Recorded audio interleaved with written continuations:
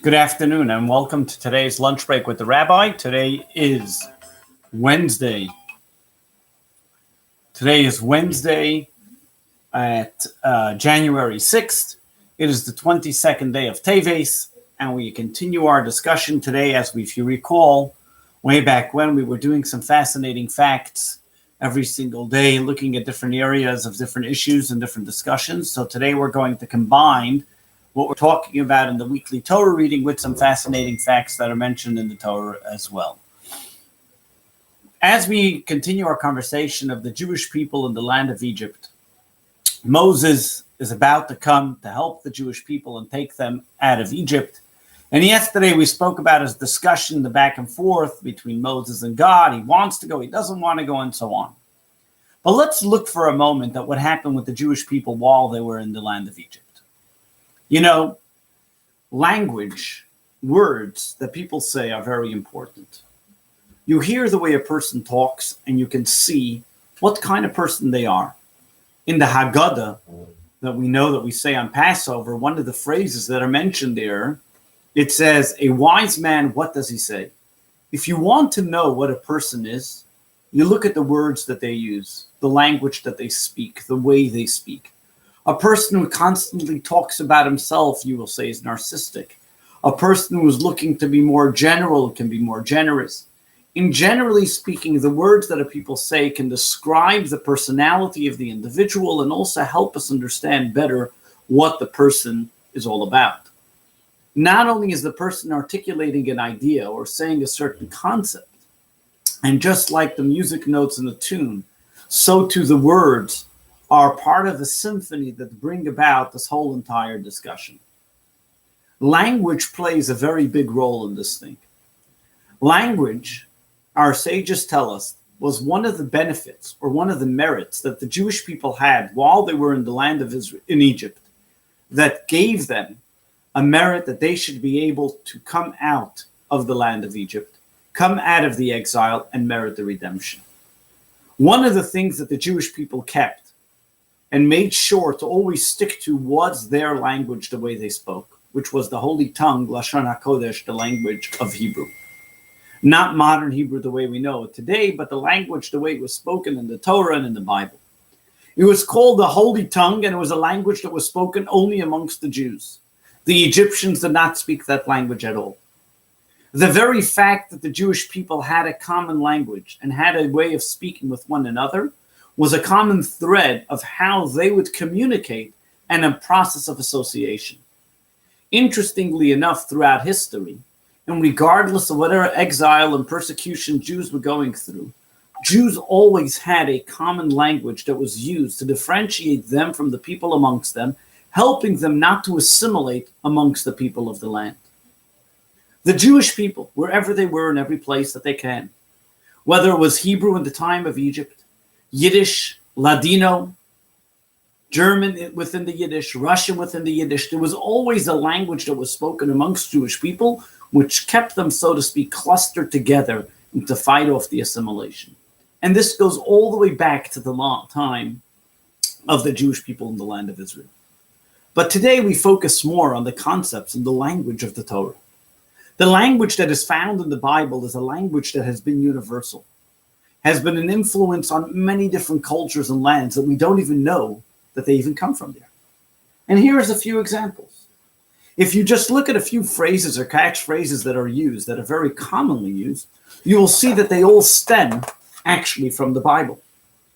Very common is used, am I my brother's keeper, which comes from the book of Genesis, where Cain is asked, God asks Cain, where's your brother Abel? What did you do to him? And he says, am I my brother's keeper? Fire and brimstone.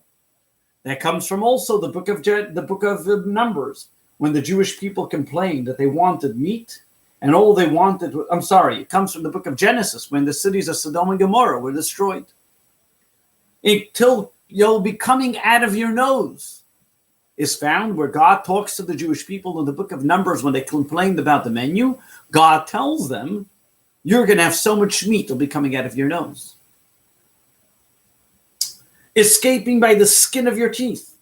It's from the book of Samuel, King David and King Shaul. where King David escapes by the skin of his teeth from the wrath of King Saul that he had against him. How the mighty have fallen.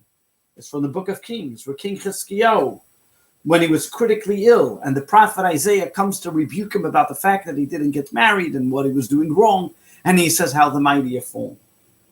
And putting your house in order, again, is also found from the story, how the mighty have fallen is by the King Saul and King David, where King David is told about King Saul has fallen, and then putting your house in order is by the King Chizkiyahu, where King Isaiah tells him it's time for you to put your house in order, get your things together because he's about to die.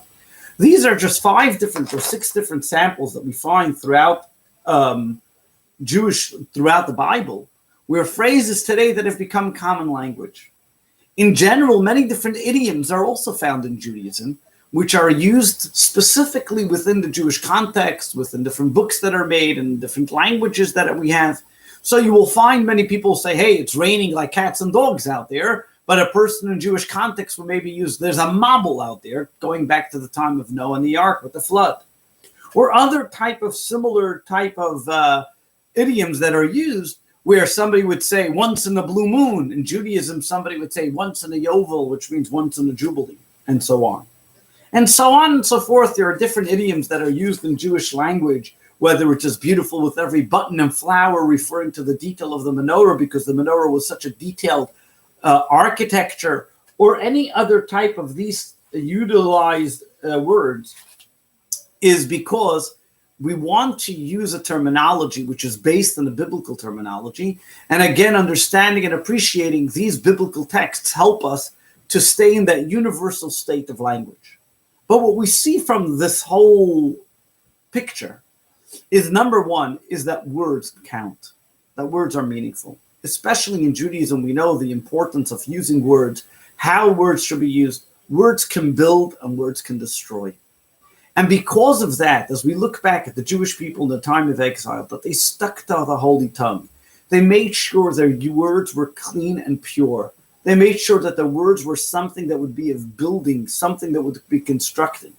In fact, if we look at the words that Moses has with the people that he meets, and the 2 gentlemen that were fighting with one another, Dasan and Aviram, and Moses says, Rasha, evil one, how dare you try to hit another person? And what do they respond to him? Are you going to use your words to kill me like you killed the Egyptian? And all of a sudden, Moses feels faint. Moses is concerned. What's his concern? The commentaries explain that he realizes that these people, the Jewish people, are willing to gossip and to speak against one another. He realized that maybe they are not befitting because the words that they're using. How important it is for every single one of us to be careful with the words that we use and the words that we choose. Because every single word we say can build or destroy.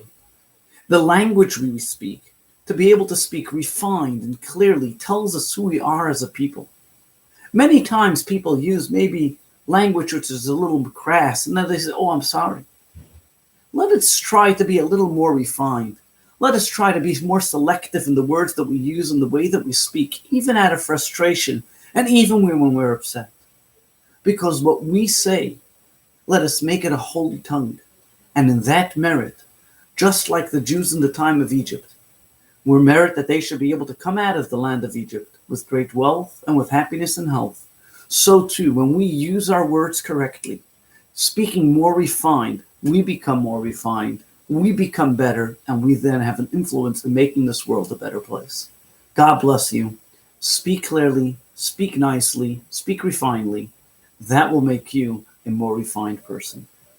Who doesn't want to be more refined? God bless you. Have a great day, and thank you for joining me today on Lunch Break with the Rabbi. Looking forward to joining with you again tomorrow. Have a great day.